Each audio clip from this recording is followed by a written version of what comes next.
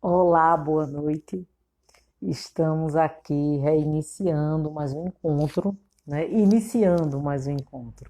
E esse encontro, ele aqui no Canto do Florescer, ele vai trazer ao debate essa questão que está em pauta esse mês, né? Estamos concluindo o mês de setembro está acabando, um mês tão bonito, um mês de primavera, um mês de renovação da energia. E um mês também onde se comemora o Setembro Amarelo, que ele é voltado para a prevenção do suicídio. Há muito tempo foi se percebendo a necessidade de se debater sobre isso de maneira mais enfática, de dar visibilidade a essa questão. E aí surgiu essa orientação, né, para que o setembro fosse a vivência desse processo. Para isso, a gente convidou Sênia Oliveira, uma querida, querida demais.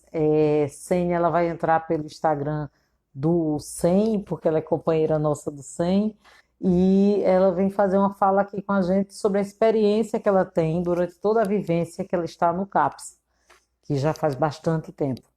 O CAPS é esse espaço onde acolhe as pessoas que estão com algum adoecimento mental e que muitas das vezes vem com essa demanda mesmo, né? A demanda que o Setembro Amarelo nos alerta. Muitas pessoas que já chegam e já chegam com essa perspectiva de tentativa de suicídio e de pensamento suicida insistente. O trabalho que a Sênia vem desenvolvendo já faz bastante tempo, ela tem uma experiência muito grande, ela é muito dedicada à ação que ela faz, e com certeza a gente vai ter um bate-papo muito legal. Eu vi que que ela já entrou aqui. Pede para entrar a Sênia pelo 100. Estou vendo também meu querido amigo Luiz Marini aqui. É, eu Deixa eu ver se eu consigo convidar, tá? Normalmente eu convidar. Isso. Ela vai entrar já já.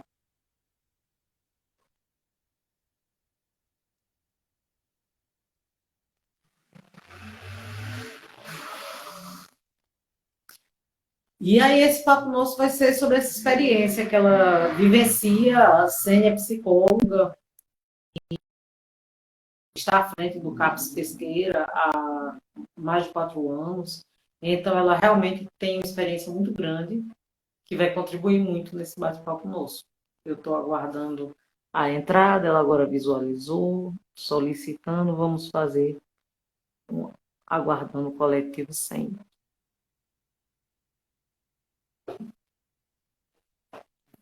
Agora. Sênia. Boa noite. Linda! Boa! Boa noite. Você me escuta bem? Estou escutando. E você está me escutando bem? Então. Agora sim, porque eu estava com meu som bem baixinho. E aí, parabéns, feliz aniversário. Obrigada, obrigada. Eu acho que ainda estou Feliz de com estar probleminha aqui. de som. Peraí, viu? Deixa eu ver se é Certo. meu. Vamos lá. Pode ser que seja o meu. Fala aí. Boa noite. Boa noite. Está escutando bem? Agora eu tô. Eu acho que é o fone mesmo. Peraí que eu vou conseguir outro fone. Cadê? Acho que não. Certo.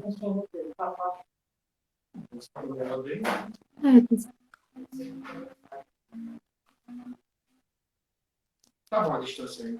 Pronto. Chegando. É que, na verdade, são situações bem interessantes. Tem uns fones que eu falo maravilhosamente bem, mas aí já não escuto da mesma forma. Mas vamos lá. Sênia, eu estava aqui apresentando você, mas aí você vai ficar à vontade e vai se apresentar para a gente. Hoje, no Canto do Florescer, a gente está aqui com essa linda Sênia Oliveira, minha amiga, companheira do SEM, e ela inclusive está aí usando a página do SEM para comunicação, e que desenvolve um trabalho à frente do CAPS, e vem aqui contribuir com esse debate sobre a saúde mental e essa questão do Setembro Amarelo. Seja bem-vinda, a casa é sua. Boa noite, obrigada, Jerusa. Estou muito feliz de estar aqui conversando com você, né, sobre o Setembro Amarelo, que é um tema bem assim, que é a campanha de prevenção ao suicídio, né, e que é um tema bem difícil, que as pessoas acham que a gente não pode falar sobre o tema, e ao contrário, se a gente falar, a gente ajuda mais pessoas, né. Então, só tenho que até agradecer, gratidão de estar nessa conversa, nesse bate-papo, para a gente poder conversar, esclarecer, tirar dúvidas né, falar da questão do cuidado, né, falar um pouquinho também do CAPS aqui de Pesqueira. Eu sou coordenadora do CAPS de Pesqueira e também coordenadora de saúde mental do município de Pesqueira. Estou há uns 8 anos já nessa coordenação, nesse lugar de acolher, de cuidado, né.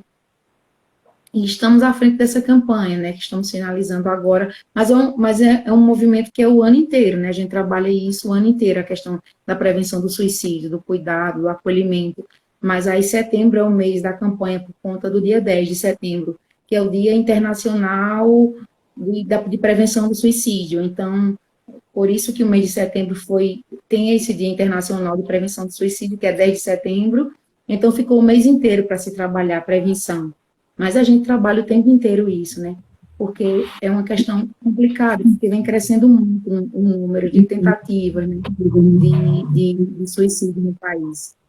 E lá no CAPS chega muita demanda em relação a tentativas, né? A pessoas com ideação, que são pensamentos, né?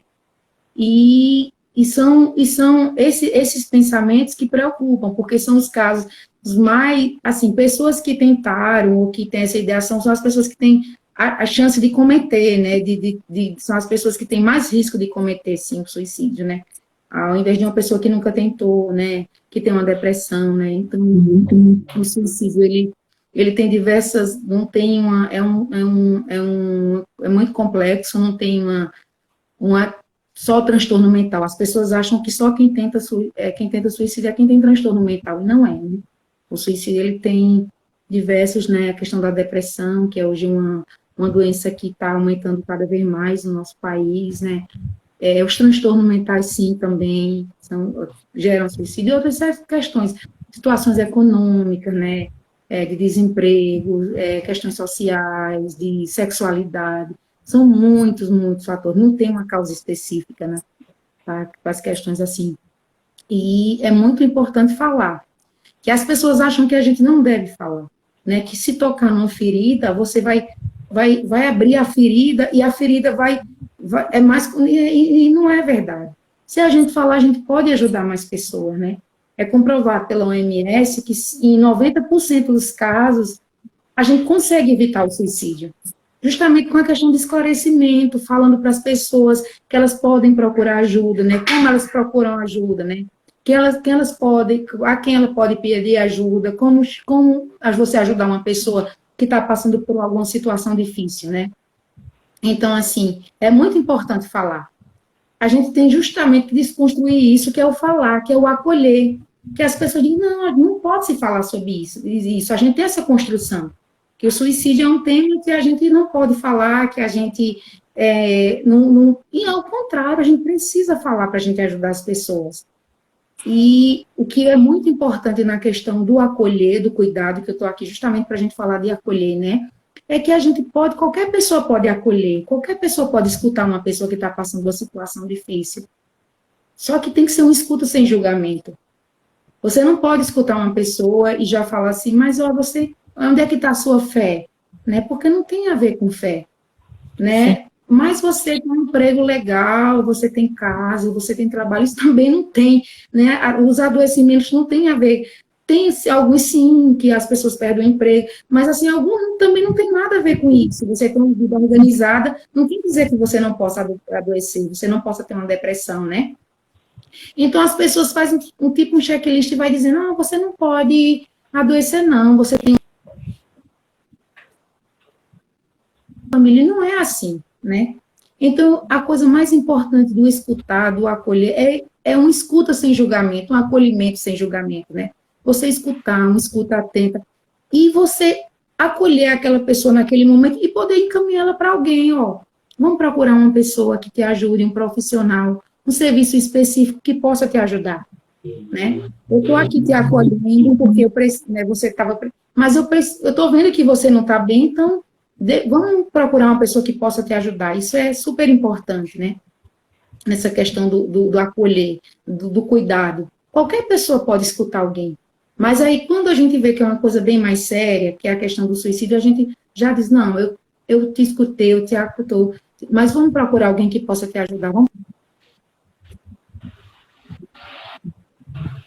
A gente fale mesmo, porque está aumentando muito, né?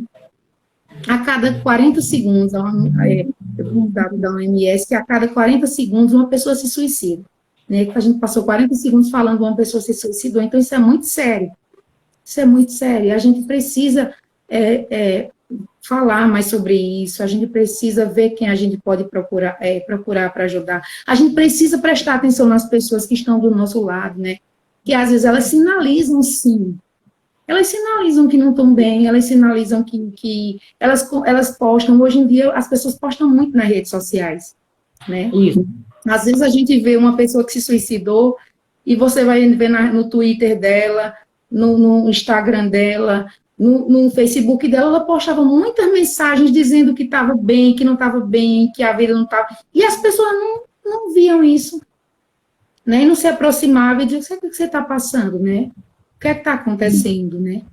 Então, a gente precisa prestar atenção no outro, a gente precisa prestar atenção na pessoa que está do lado, né? Escutar, acolher. Isso. Sênia, Você ia falar alguma coisa? porque eu sou bem falante, eu acabo me metendo na conversa, mas vamos lá. A questão você fala dessa coisa que existia pelo menos, né? Uma proteção para não se falar nesse assunto. E aí me parece que havia uma proteção para não falar, por exemplo, de depressão, né? As pessoas também não encaravam a depressão como uma doença igual a qualquer outra doença do corpo físico, então tomava a medicação sem ser passada por médico, não procurava profissional e vivia no processo de depressão guardado, assim, né?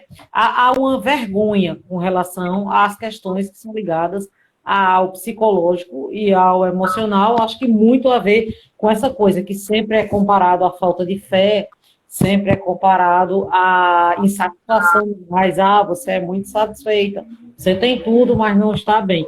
Então, eu acho que, de uma maneira geral, era muito guardado essas doenças, hoje elas estão conseguindo ser demonstradas, elas hoje estão conseguindo ter uma visibilidade, estão numa vitrine, até porque também eu acho que o número aumentou numa proporção que muito difícil você ter hoje em casa uma família que não tenha pessoas necessitando a busca desse apoio. E aí, outra coisa que eu ia comentar, e aí eu queria que você falasse um pouco, é que tem públicos de criança pequena a idosos, né? Assim, todas as faixas etárias, todas as classes sociais, é uma coisa que está atingindo a humanidade e não setores. Eu queria que você falasse um pouco disso. Sim, e foi muito importante você falar sobre isso, porque a depressão é uma das doenças mais graves hoje na nossa atualidade. E tem uma estatística que é a doença que mais vai afastar.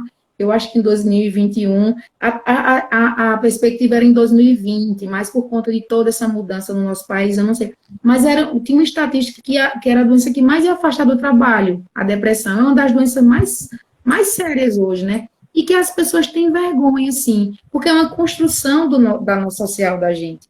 Se você procurar um psicólogo, você é doido. Se você procurar um psiquiatra, não, de maneira nenhuma, né?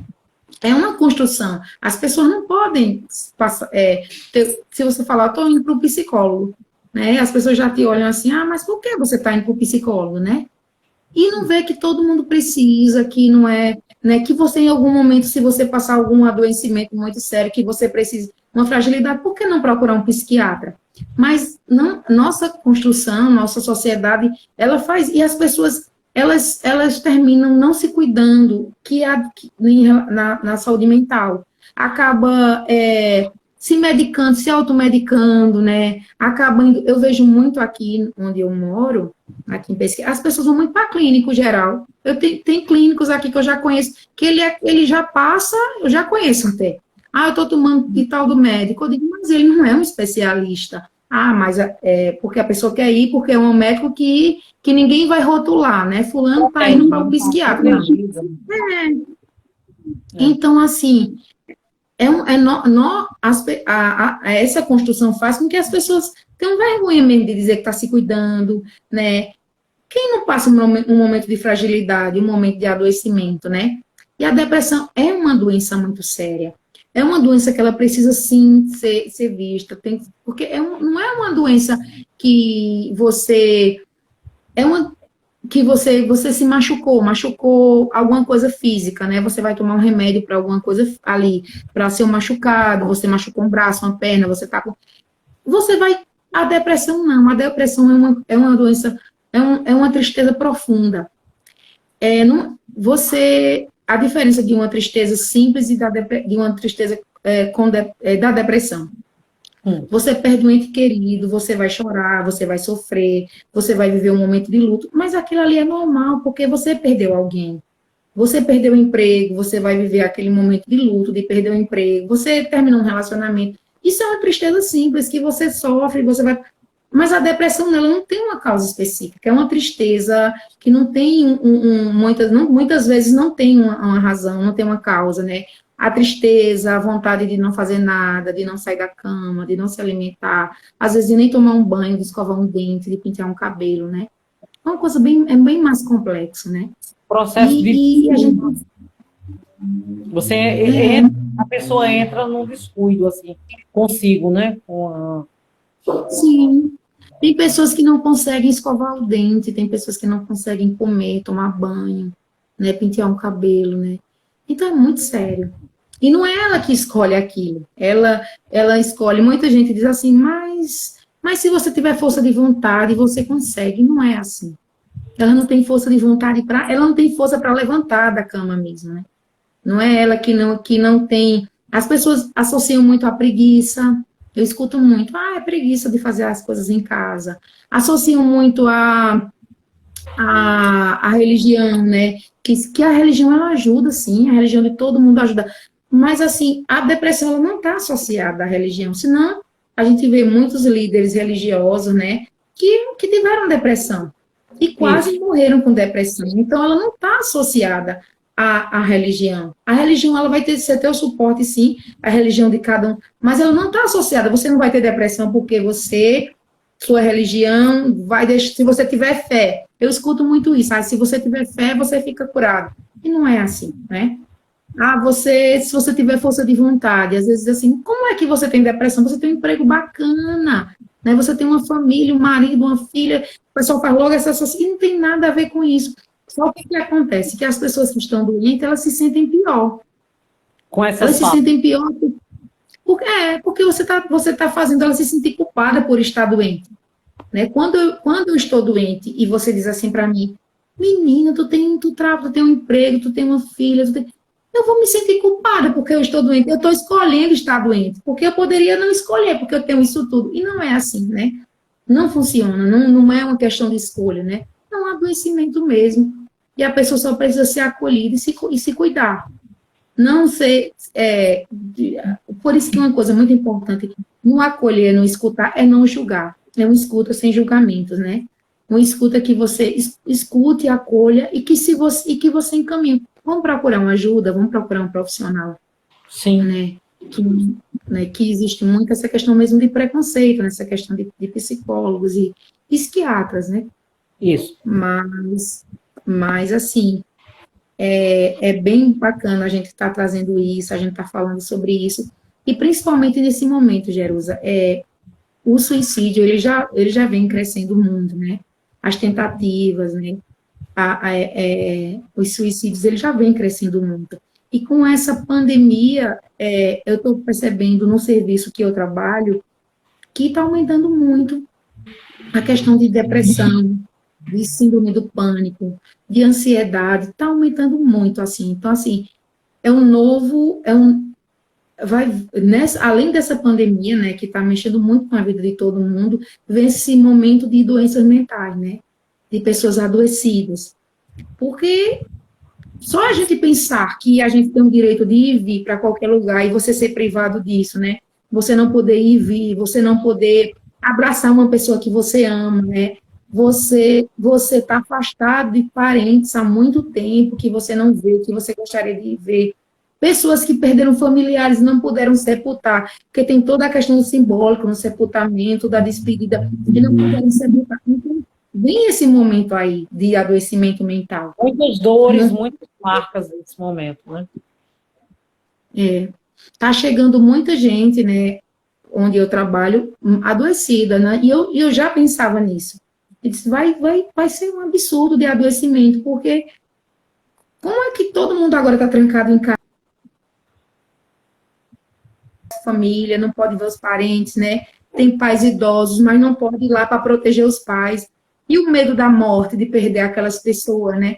Então, eu já pensava nisso, e eu estou vendo isso no meu dia a dia, né?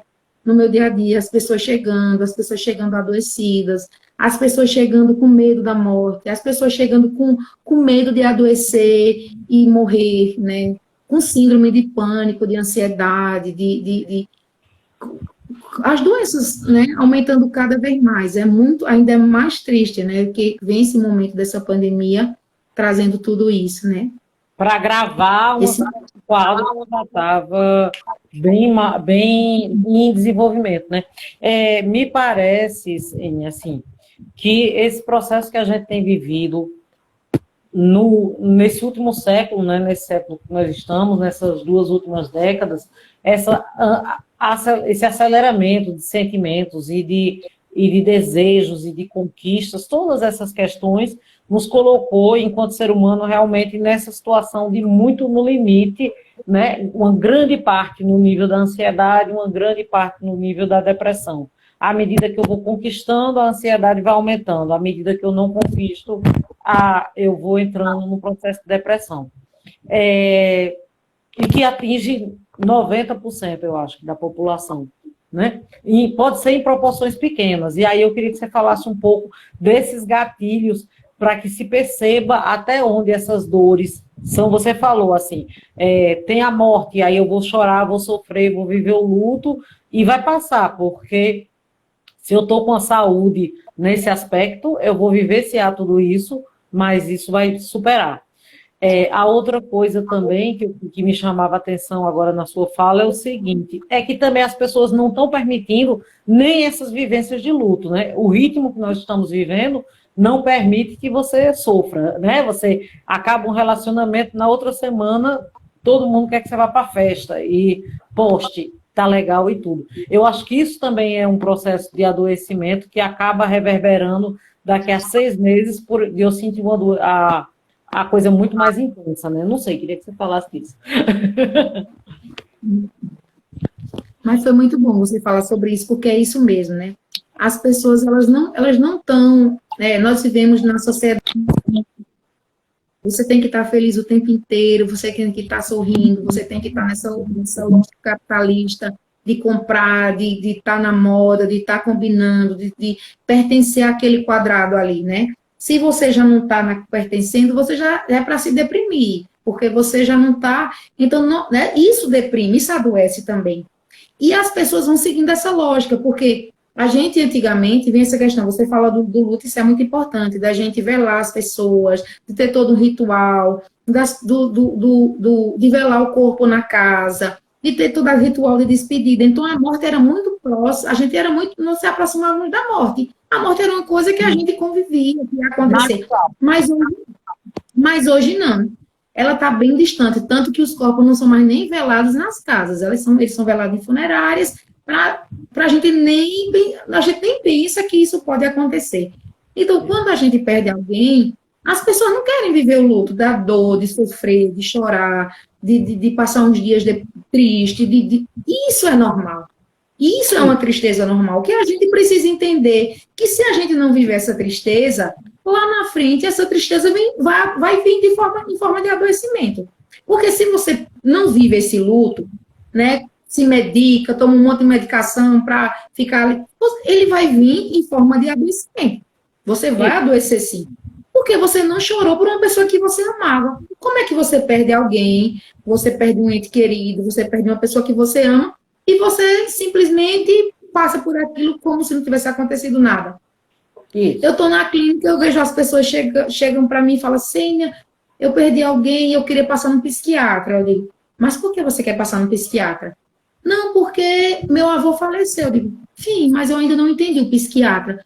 Eu estou triste, eu digo, você tem que ficar, não seria normal se você não tivesse triste, né?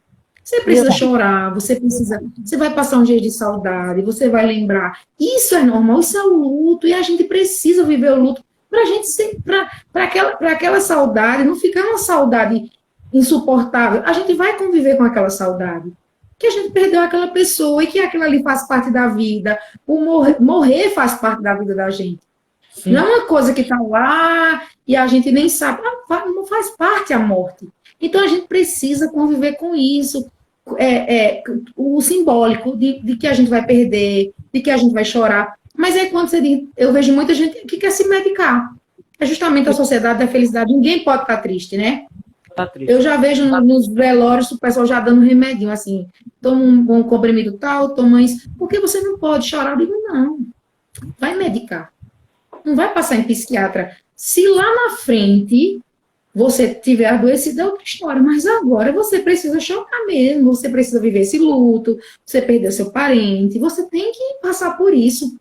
Perdeu o emprego. Tem que não fica triste, é um luto também, um luto diferente, que você tem uma vida orgânica, você tem que viver aquilo, que você perdeu aquilo acabou, e você vai ficar triste. Como é que você não fica triste quando você perde uma coisa? Termina um relacionamento. As pessoas querem terminar um relacionamento hoje e amanhã já está com outro relacionamento, já está... Não é assim, né?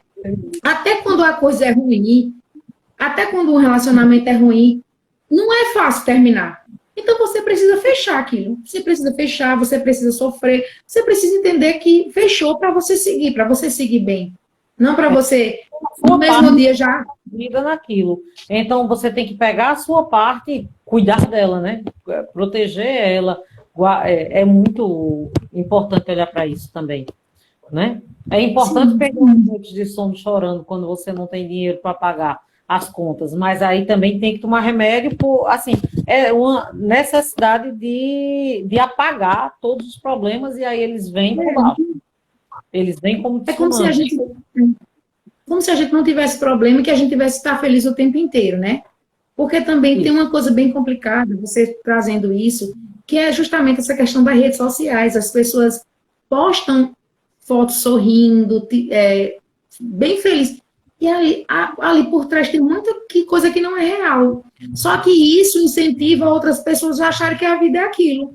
Que é todo mundo sorrindo, que é festa, que é... Né? E não é isso. Então vem esse adoecimento também das redes sociais. Que as pessoas querem seguir um padrão que não existe.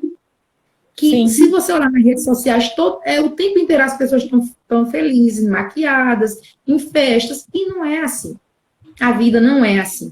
Só que muita gente que vive de rede social, né, que tem pessoas que são adoecidas mesmo, elas não conseguem passar um minuto fora, elas vivem acompanhando isso. E elas vivem tentando seguir esse padrão que também faz adoecer, né? Que é também uma coisa bem séria, né, essa questão do adoecimento, né? Porque elas querem ser iguais a uma coisa que não é real, né? São fotos que as pessoas editam, 90% eu acho que as pessoas editam as fotos, né? Que sai tudo perfeito, tudo lindo, e não é assim a vida. A gente precisa se permitir, hoje está bem, amanhã não está. Hoje a gente acorda bem, está tudo bem, amanhã você acorda, às vezes você não quer, você olha e você olha no espelho e nem com você está querendo muito, né? Você quer ficar caladinha, mas isso é normal. Isso acontece com todo mundo, né? A vida não só é festas, flores e... Não, tem dia que você não tá legal e tem dia que a vida tá... ou acontece alguma coisa. Mas você tem que se permitir a viver isso, dias bons, dias ruins, né?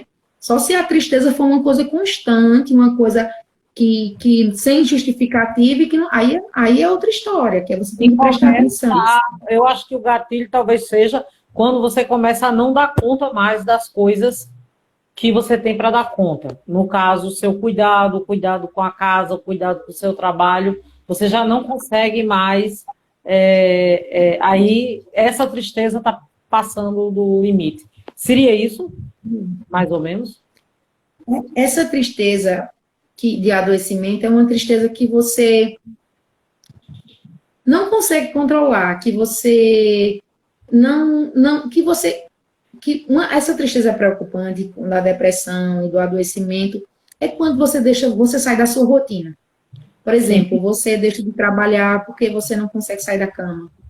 Você não vai fazer as atividades que você sempre faz no dia a dia, porque você não consegue.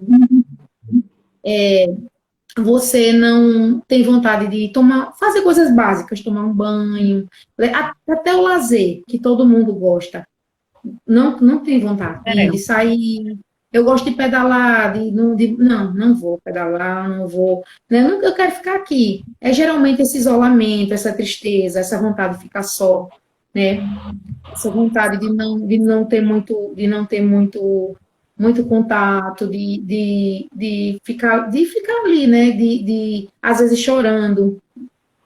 Né? Então, assim, é quando você deixa de fazer coisas do dia a dia, coisas de rotina, lazer, trabalhar, fazer coisas básicas e querer só ficar mais na cama, mais quietinho, ou chorando, né? Uma tristeza que às vezes você não sabe nem explicar porque você está triste, entendeu? Às vezes você não sabe nem dizer porque você está sentindo aquilo, é bem complexo. E muito desafiador para a família, né, Sênia? Assim, para a convivência do dia a dia com essa situação. Porque as outras pessoas, elas não estão conseguindo compreender isso, na maioria das vezes. Elas estão esperando um pai, uma mãe, um irmão normal, que estava na interação do dia a dia, um companheiro ou uma companheira, e de repente essa pessoa meio que sai desse papel que ela estava exercendo, porque ela não está mais exercendo nem o dela mesma. E aí para a família é muito desafiador, né? Assim, se reencontrar também dentro do processo. Eu acho que tem casos que até a família precisa de cuidado também, né? Sim, sim. É muito importante. E é muito importante, assim, a gente prestar atenção, né? Eu escuto muito nas famílias, assim, chegam alguns pais para mim, meu filho nunca sai do quarto. Como é que seu filho nunca sai do quarto e você nunca tentou fazer alguma coisa com que ele saísse do quarto? Vamos comer, vamos fazer uma refeição. Ele nem refeições ele faz fora do quarto, nada. Como é que uma pessoa passa 24 horas e você não tenta ver o que está acontecendo com essa pessoa? Ela está bem, né? Conversar, olhar no olho, ver o que está acontecendo, né? Ela está bem?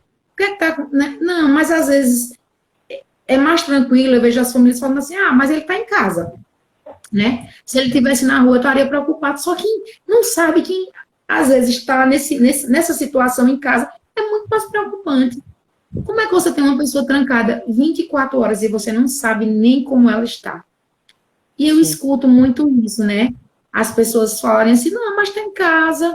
Eu digo, sim, mas o senhor já tentou chamar, conversar, dizer, não, vamos sentar aqui um pouquinho, se olhar nos olhos, né? Falar, como é que você está? Como é que foi seu dia hoje, né? Não, a pessoa está ali, eu estou tranquila, porque ela está trancada em casa. Não está na rua, está em casa. Mas 24 horas trancada, essa pessoa está bem, essa pessoa, né? E a família vai vivendo isso normalmente, né? Que é justamente essa era digital, que as pessoas vão se distanciando, que também isso causa um adoecimento. O filho está trancado no quarto, a mãe está no celular, o pai está em outro, às vezes eles se falam por celular, às vezes eles sentam numa mesa e não se olham, né? Botam alimento e cada um está no celular, que também gera um adoecimento. Às vezes você não sabe nem o que seu filho está passando. Às vezes a pessoa está com lágrima nos olhos e você não está vendo, porque você está ali no zap, mexendo. Isso gera... Tem muitas pesquisas relacionadas a isso. Justamente a isso. A família está toda ligada a isso e a pessoa está pedindo socorro, você não está nem vendo. Porque você está preocupada Às vezes você está resolvendo uma coisa com a pessoa, está dizendo, e você não está olhando para a pessoa. Como foi seu dia? Você fez o quê? Você está mexendo porque, como a gente sempre é muito ocupada, faz 10 coisas ao mesmo tempo, então a gente está cozinhando, fazendo uma coisa e falando com o filho, só que a gente não para olhar para ele. Não para olhar no olho dele e dizer, como foi seu dia? Você fez o que hoje? Não. Você está na cozinha, você está fazendo, e você não está nem vendo que aquela pessoa que está do teu lado está precisando de ajuda, porque você é muito ocupado. Então, isso é toda essa questão de tempo, que a gente precisa, sim, ter um tempo. Se você tem 5 minutos na sua casa, mas esses 5 minutos são de qualidade, 5 minutos que você pega, tem qualidade naquilo, é diferente, porque você senta, você olha no olho, você conversa. Agora, se você passa 1 hora, 3, 4, 5 e é desse jeito, você faz 10 coisas e você não conversa com ninguém, você não olha no olho de ninguém, você não vê como as pessoas... Tem um monte de gente doente à sua volta e você nem sabe. Não percebe. Né? Então, é muito sério isso, porque é um movimento atual que a gente está vivendo, que a gente precisa correr para tudo. E a gente não precisa, a gente tem que entender que a gente não precisa. A gente precisa estabelecer o que é mais importante na vida da gente. O que é importante, né? Nossa saúde mental, nossa família, as pessoas que estão na sua... Isso é prioridade. Mas eu preciso trabalhar, senão eu tenho 10 empregos. Isso é o mais importante. Então, diminui teus 10, diminui para 5. E começa a ter uma qualidade com a tua família, com as pessoas que você ama, com você. Porque se você tem 10 empregos, você não tem uma qualidade de vida. Você não tem uma saúde mental legal. Por mais que você ame trabalhar, você precisa de um tempo para você, né? Então, são essas coisas que são bem importantes também, né? Você olhar em sua volta, né? É bem bacana. Uma coisa que você... Vou levantar duas questões. Uma, você falava dessa questão do adolescente trancado em casa, né? Na maioria das vezes são adolescentes, esses filhos, e eu sinto que, outro dia desse eu estava lendo também, que hoje a gente está vivendo um processo transgeracional, então, às vezes, na mesma casa está a criança, o adolescente, o adulto e o idoso, convivendo, né, simultaneamente, e com questões que são típicas de cada geração, né? E que a gente, justamente por não ter tempo, não escolher olhar para essas pessoas, se tenta nivelar todos, né? E aí acaba assim se deixando muito aquém as pessoas que não estão nesse nivelamento, né? E aí, pronto, é mais fácil guardar. Como sempre, essa questão do problema é mais fácil guardar. É melhor que a pessoa tome o remédio e durma mais tempo, porque está, né, guardado. A gente vê muito isso. E isso hoje é cada vez mais comum, né? Tem bisavós com 60 anos, 65 anos, e morando junto, e convivendo junto, então isso era uma questão. A outra eu queria que você falasse, vocês na pandemia não pararam, você falou da demanda que chegou, e o CAPS foi um espaço onde não parou hora nenhuma, né? E como é que foi enfrentar isso? Assim, a gente falou um pouco pessoalmente, eu e você, mas como é que é isso, né? Fala para a gente um pouco disso também, desse trabalho que você faz no CAPS, de como o CAPS funciona e como funcionou nesse momento. Uma coisa que eu achei muito importante você falar foi justamente essa questão de muitas gerações, né? E idoso, criança, adolescente, né? Porque uma coisa que a gente falou no começo que a depressão, como eu acho que eu não cheguei a falar, ela acontece em qualquer idade, né? Criança, adolescente, idoso, não tem faixa de idade, existe uma condição, se você tiver uma condição social boa, você não está livre. Não existe isso, né? Homem, não existe, né? Então, e o que é que acontece muitas vezes nas famílias? O idoso, ele está ali, aí ele está passando algum problema. Vem essa questão da medicação que você falou, que eu achei bem importante. É mais fácil as pessoas medicarem as pessoas, é mais fácil medicar, do que você ver o que está acontecendo com aquela pessoa. Chega muita gente para mim que a criança de 6, 7, 8 anos já chega medicada. Eu digo, por que essa criança está medicada? Não sei, ela tem um transtorno, tem um transtorno, porque nesse CID, tem um CID-5, que é o livro de código de doenças mentais, né? Tem um CID aí que a criança tem um transtorno, se ela for mal comportada, ela tem um CID. Aí tem um CID agora, não, ela tem um transtorno de conduta. Eu digo, que é esse transtorno de conduta? É porque ela não para, ela corre, ela sobe, ela desce, ela pula. Eu digo, como assim? Você está medicando seu filho porque ele pula, desce, corre, né? Então já chega muita criança para mim medicada, porque é justamente isso que você falou. Aí tem criança, tem idoso, aí medica a criança, que é para ela não pular, correr, dançar, aí medica o idoso, porque o idoso vai reclamar, que é um movimento dele natural. As pessoas não querem entender as fases. Que a criança ela vai pular, ela vai subir, ela vai se pendurar na árvore, ela vai descer, ela vai correr. O idoso ele vai reclamar que a água está fria, a água está quente, o café não está bom. São gerações diferentes e a gente precisa entender isso. Só que as pessoas não querem entender. Se eu medicar uma criança, ela vai ficar sentadinha ali, do jeito, né? O idoso, ele vai dormir na hora certa, ele não vai reclamar, ele vai dizer que está tudo bom. Vê, o adoecimento que é nessa família. Daqui a pouco está todo mundo medicado, porque é mais tranquilo estar todo mundo medicado. Sim. Né? É mais tranquilo, só que está tudo errado. A criança, ela precisa correr, pular, dançar, dar cambalhota. Todo mundo, já existe esse código, é hiperativo, né? Todo mundo é hiperativo, todas as crianças são imperativas. Se pular é hiperativo. Coisas normais que as crianças faziam antes. Que era se pendurar, que ela dar cambalhota, que era correr. Hoje, aí toda criança... Aí vai para o hospital, a mãe não quer ir para o hospital porque falta no trabalho e leva bronca, aí então deixa quieto que não vai, né? Quebrar pé nem nada, fica bem quietinho. Aí se medicar essa criança, né? E essa criança ficar sentada, que isso é que é normal. Se você vê uma criança sentada, sem se mexer, você diz, não, isso não tá errado, né? Sim. Só que é o que está acontecendo. Crianças que elas são muito... Eu já chego para mim medicada, ela está passando um psiquiatra. Eu digo, mas por que ela está passando um psiquiatra? Ah, Sênia, ela não se comporta, ela...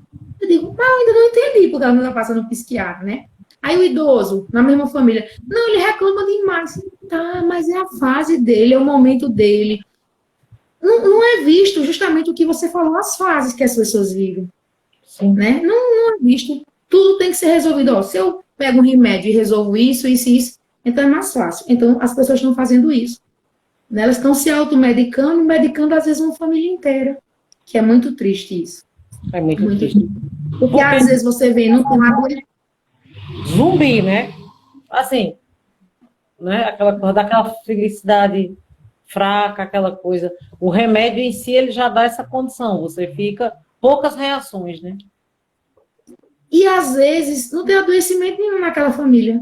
Só que está todo mundo medicado. Não tem adoecimento na criança, ela só quer ser criança. Né? Ela só quer ser criança, ela às vezes faz coisas a mais para chamar a atenção dos pais que não prestam atenção, porque estão super ocupados. O idoso, ele está na idade, na fase dele de reclamar, e também eles não querem prestar atenção nesse idoso, porque ele não tem tempo. Aí está uma família toda medicada. A criança medicada para ficar sentadinha, o idoso para não reclamar, o casal para dormir, e dormir bem, no outro dia acordar para trabalhar. Então, assim, é bem complicado nessa questão da medicação, né? Das fases, né? As pessoas não querem mais respeitar isso, né? Essa questão das fases, das gerações, né? Das gerações. Isso que essa outra questão que você falou do CAP, a gente não parou. Né? Desde o início da pandemia, que a gente continua acolhendo, né? As pessoas, que a gente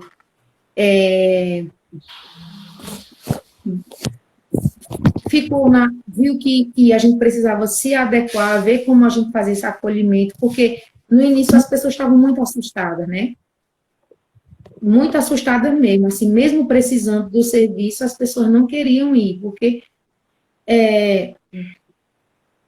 tinham medo, né? Medo de morrer, medo de pegar o Covid, né?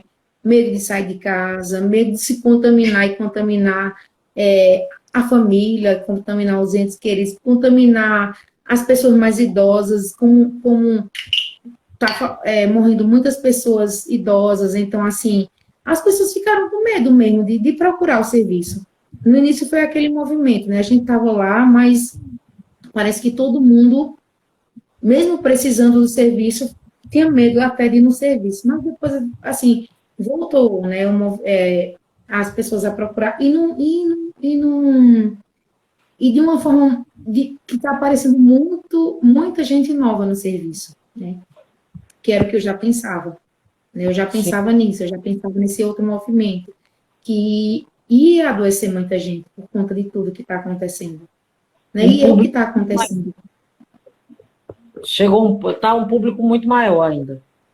Sim, tá vindo os usuários do serviço antigo, né? E pessoas novas que estão chegando justamente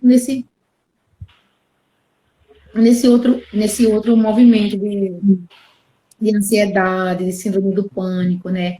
De medo de morrer, medo de perder pessoas queridas. Então, assim, tá aumentando muito, né? A gente o tempo inteiro não parou, né? Continuou com o serviço aberto, continuou acolhendo, escutando as pessoas, mas está aumentando muito o número de adoecimentos, né? De pessoas procurando o serviço. Eu acho que, assim, a relação que a gente hoje está vivendo com a Covid, né? Foi assim, teve um impacto primeiro, né? Lá em casa a gente entrou em pânico, né? Isolamento total, fechar as portas e botou uma cortina na frente, porque se alguém espirrar lá fora não chega aqui nenhum respingo, né? A princípio a gente colocando muita preocupação com a mamãe, mas na verdade depois eu entendi que a gente estava com muito medo mesmo, assim. E aí você já justifica, não pode porque é idosa. Ela ficou mal porque não podia andar, ela não ficou com medo da doença. Ela ficou chateada pela ausência de passeios e de pessoas e tal. Mas, e aí você vem olhar também, traz essa fragilidade nossa, de repente aparece todas as fragilidades possíveis, né? A da saúde pública aparece de maneira gritante, né? Nós tivemos países que não tinham a menor condição de acolhimento mesmo da doença, como o Brasil. A gente tem a fragilidade nossa individual, porque nós não sabemos lidar com doença, não sabemos lidar com morte. Quer dizer, aflorou a insegurança financeira, que foi uma coisa muito forte também, né? A gente não sabia como é que ia se desenvolver o processo, as demissões, os desempregos, as coisas. Tudo isso ficou muito forte. Então, a sociedade que já não estava bem recebe uma carga foi muito desafiador. E eu imagino que para sustentar isso no espaço de trabalho como que vocês já sustentam, é muito desafiador mesmo. Porque vocês também têm família, vocês também têm uma vida que precisa ser preservada. Quer dizer, muito desafiador mesmo, né? É muito difícil, porque é justamente isso que eu falei para você. Só você não poder ir e vir já é complicado, né? Hoje você não pode sair da sua casa. Você não pode ir ali visitar um parente seu, você não pode ver, saber como é que tá. Você está cuidando, como você falou, da sua mãe. E tem pessoas que não estão podendo nem estar perto da mãe e do pai, porque Isso. são pessoas que estão na rua, né? E para preservar a mãe e o pai, vão nem lá, porque não pode ir mesmo. Então, isso mexe, sim, com tudo, né? Mexe com a saúde mental. Então, assim, vem toda essa pressão, né? A sociedade já vive nessa questão da depressão de trabalho, de ter que ter isso, de conquistar, como você tinha falado no início, ter que chegar a isso, ter que obter isso. E vem esse outro movimento de perder as pessoas, do medo da morte, né? Do medo de perder as pessoas. E também vem esse outro segundo momento bem preocupante, que é a questão financeira. Muitas pessoas perdendo emprego, que mexe. Como é que de hoje para você perde seu trabalho, de hoje para amanhã, e você não tem nem perspectiva de arrumar nada, né? Porque Exato. o país está numa situação que não tem, né? E ainda é mais triste porque nós não temos um governo que ele ajuda a população, né? O mínimo que ele faz, ele já acha que é o máximo. Então, assim, isso ainda compromete mais ainda, porque como que essas pessoas vão sobreviver? Exato. Se não tem trabalho, né? Não tem perspectiva de trabalho. Empreendedorismo. Então, a gente via que havia uma campanha muito forte para você ser empreendedor, e de repente, quando chegou uma pandemia dessa, você vai ser empreendedor como? se você não tem como entender. Assim, isso era muita fragilidade que a gente estava vivendo e que ainda estamos, e que tudo isso foi para o ventilador, né? Assim, virou um bombardeio de problemas mesmo para ser analisados, para ser sentidos. E aí vem um adoecimento num porte maior para quem, né? Assim, foi muito difícil. Jerusa, eu nunca vi tanta gente passando pedindo alimento. Lá no meu trabalho, eu estava no CAPS e chegava uma pessoa e disse, você tem algum alimento? Você sabe onde eu consigo? Eu nunca, esse tempo todinho, eu nunca vi tanta gente pedindo alguma coisa assim. Muito triste mesmo. Eu digo, como, né? Em pouco tempo eu achei, eu disse, não, vai agora, né? Tá fechando, muita coisa fechou, parou, muita gente está sendo demitida. Mas eu vi muito isso, muita gente batendo lá na porta do CAPS, não era nem da minha casa. Ó, vocês têm alguma coisa, tem algum alimento? Você sabe onde eu consigo um alimento, né?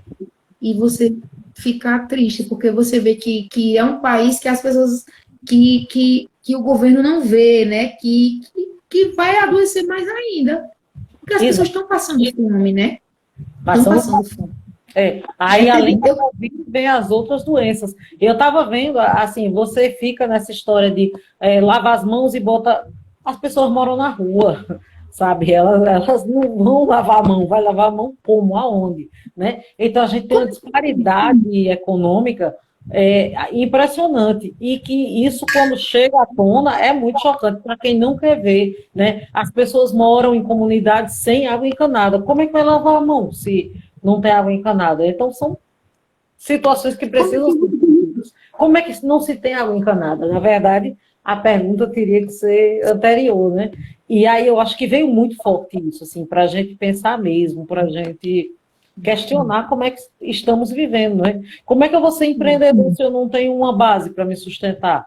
Né? Eu sou empreendedora, quando eu perco o emprego, pego todo o meu salário que eu tinha, coloco e invisto. Mas se eu não tenho esse salário há 10 anos, eu estou procurando emprego.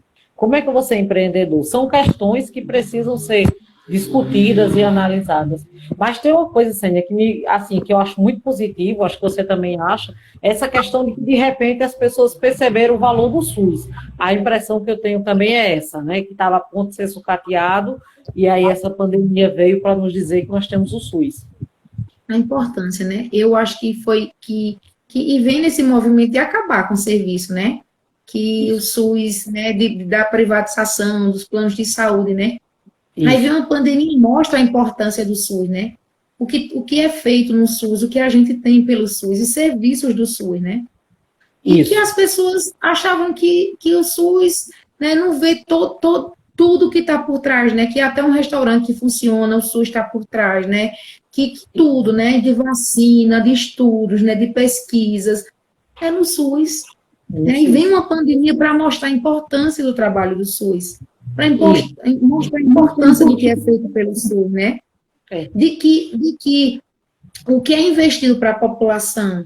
Eu estava vendo lá fora, nos Estados Unidos, um senhor teve Covid e a conta que ele ficou devendo no hospital, eu acho que ele ia morrer e não ia pagar o que ele ficou devendo no hospital. Né? Então, vê, você tem um país, você tem um plano de saúde, você tem uma rede de saúde, né, que você não paga, que é gratuito, né? Que você tem uma assistência, que você tem um hospital, que você tem investimentos, que você tem estudos e pesquisas, né? Que é tudo do SUS. Né? Tudo. Isso para nós, o que é um direito, mas torna-se um privilégio se a gente for olhar outros países, outras realidades onde as pessoas tiveram que bancar, além de tudo, bancar esse tratamento, né? Os tratamentos e as prevenções e os testes, e a gente sabe que provavelmente a vacina virá pelo SUS, pelo caminho do SUS. Sim. Então, acho que foi uma grande oportunidade da gente perceber isso também, né? Eu conversando com uma amiga minha que mora fora do Brasil, ela falou, Sênia, a gente não pode adoecer aqui, porque tudo é um absurdo, né? Eu trabalhei a minha vida inteira e eu vou pagar se eu adoecer, né? Só que as pessoas aqui, elas não têm essa né? Elas não só falavam as coisas ruins e não viam como o serviço funciona, né? porque tudo tem o lado bom e tem as coisas, tem as críticas, até porque para crescer precisa sim, né? Na construção, não é uma coisa antiga, o SUS é muito novo, então ele Muito tem muito ainda para crescer, para avançar. Só que as pessoas só viam o lado negativo e só viam na questão de acabar com o serviço. E agora, nessa pandemia, está mostrando a importância do nosso serviço, né? e Do que está sendo, das vacinas, dos estudos, das pesquisas, né? Que só se consegue com estudos, com pesquisas, né? Não, nada é descoberto, nada é feito sem estudar, que precisa ter investimento assim, nessa área de pesquisas, né, da educação. Tem, sim. Se não tem tiver, não adianta, né? Não funciona, né? Não Eu funciona. muito também para passar esse recado, né? Eu, por exemplo, faço vários cursos pelo SUS. O SUS tem uma banca de cursos maravilhoso, gratuito, né? Eu não sou da área da saúde, eles são voltados para as pessoas da saúde, mas eles estão abertos para que a gente faça. Então, assim, são várias áreas que são beneficiadas pelo sistema. Eu acho que a gente teve essa oportunidade mesmo. Deixa eu fechar aqui uma coisa e já olhar um negócio também. Sênia, a gente tem 3 minutos, passa muito ligeiro, né? É. Muito ligeiro. Por a gente tem que passar a noite batendo esse papo.